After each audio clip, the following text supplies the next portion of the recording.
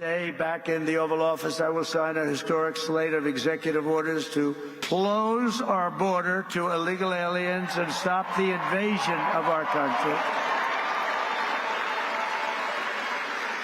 And on that same day, we will begin the largest deportation operation in American history. Well, President-elect Trump has repeatedly promised to fix our country's border crisis, starting immediately, day one, he says. But Democratic leaders in sanctuary jurisdictions have been pushing back against his efforts before he even takes office.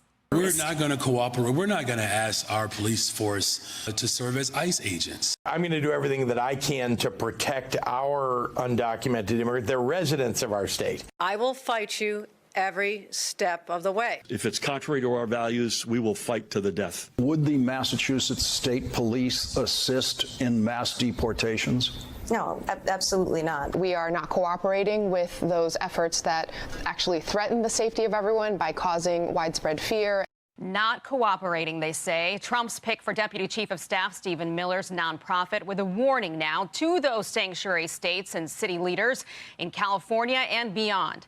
The organization sent out 249 letters outlining the consequences of interfering with or impeding illegal immigration enforcement. Here's an excerpt from that letter. It says, "Your jurisdiction's sanctuary laws or policies, therefore, make a mockery of American democracy and demonstrate a shocking disrespect for the rule of law. We urge you to do the right thing, protect your citizens, and comply with federal law." Republican Congressman Andy Biggs of Arizona, a border state, will join us shortly to talk about this. But first, we go live to senior national correspondent William LaJeunesse with the latest on the pushback. Hi, William. Well, Aisha, the letter is a warning shot to governors, mayors, and police chiefs who, quote, blatantly violate federal immigration law. Such lawlessness subjects you and your subordinates to significant risk of criminal and civil liability. And accordingly, it says, we put you on notice of this risk and insist that you comply with the nation's laws. So the law they're talking about, U.S. Statute 1373, says local and state governments cannot prohibit local sheriffs or police from communicating with ICE in any way, which entirely conflicts with sanctuary laws that prohibit police from communicating with ICE at all, refusing to admit that criminal aliens are in their jail or when they're going to be released. Shame on any elected representative, any congressman, council person, any mayor, any governor who don't want to remove public safety threats from your community and they're here illegally. That is your number one responsibility, is protect your communities. So if you're not going to do it, President Trump and ICE will. So why is it important? Well, ICE filed 300,000 detainers last 4 years asking jails to hold migrants for deportation. Even more detainers were filed under President Trump. Yet reports show hundreds of counties decline thousands of detainers, in many cases, no matter how serious or violent the crime. Well, that puts sheriffs sworn to protect public safety between a rock and a hard place, right? Facing federal prosecution if they don't cooperate, and from the states if they do.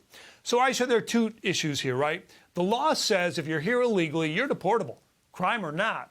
And secondly, the 1986 Immigration Control Act, passed by Congress, requires criminal aliens be deported, quote, as expeditiously as possible after the date of their conviction. So that's really hard to do if states are interfering with the process. Back to you.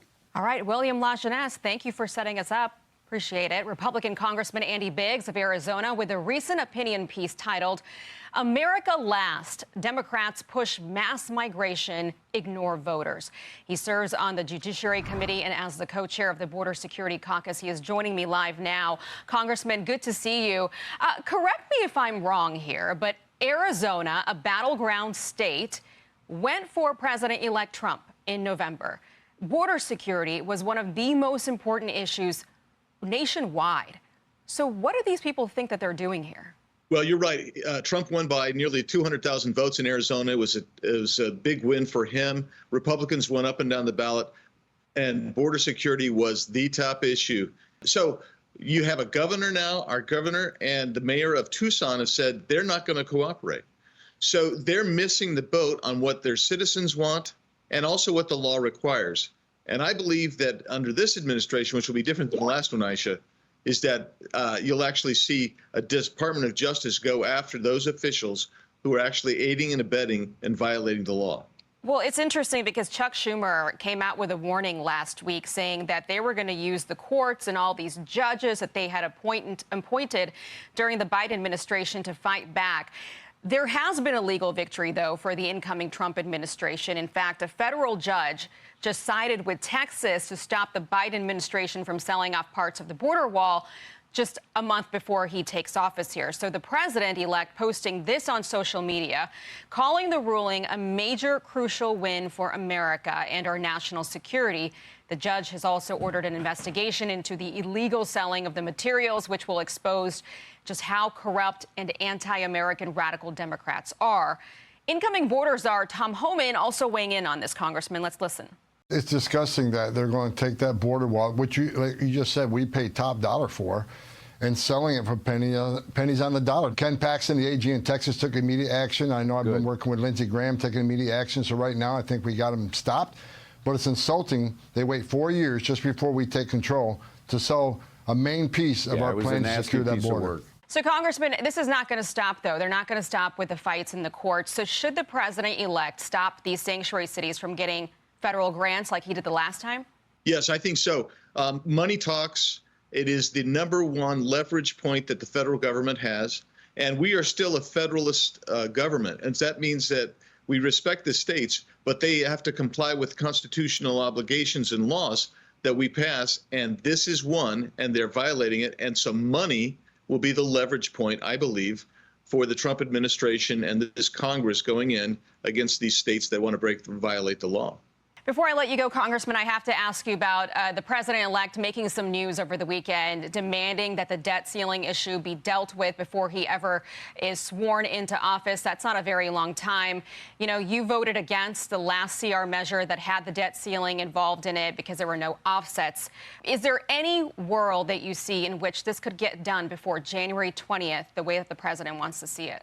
Well, it would take pedal to the metal, and yeah, you could do it and have your budget reconciliation done, but it would take all hands on deck like right away.